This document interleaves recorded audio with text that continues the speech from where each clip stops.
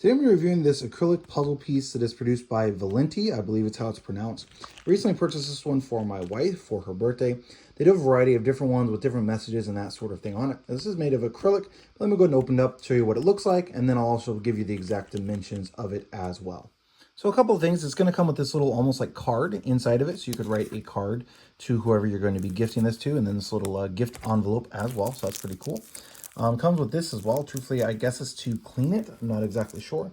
Then also comes inside of this velvet bag. So that's pretty cool. Let me open that up now. I went ahead and put it on top of that little cleaner thing so you can read it a little bit easier. But this is what it's just going to say on it. So that does match exactly what it said on the product page. And then this is just like a puzzle piece. Now, a couple of things, or one thing specifically about this is the fact that it's how thin it is. And because of how thin it is, I feel like it's not going to stay standing up very well. It's going to consistently fall over, be knocked over, that sort of thing. So it is something to consider. It doesn't have like a bigger stand along the bottom. So that would be a nice thing if it had some sort of stand that you could use to keep it up rather than it just being kind of sitting there. I just feel like over and over it's going to get knocked over.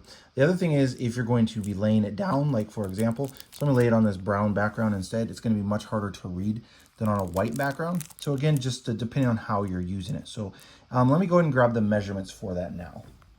So I got my tape measure here. Actual measurements of it from the actual edge of this acrylic to this one is going to be about 3 1/4 to 3 1/8 or so. From there to the end of the puzzle piece is going to be about 4 1/8 inches. So again, pretty small. The actual height of it is only going to be about 3 1/2 inches as well, again, standing up.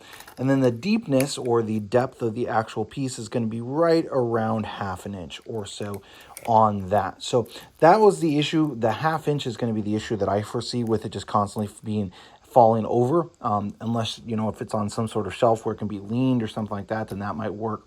Overall, it does look nice. I like the look of it. I like these little sayings that they have, and they vary depending on who you're purchasing them from, so that's nice. But the one thing I wish was that the base was just a little bit thicker and wider to keep it upright. But overall, excited to give this to my spouse.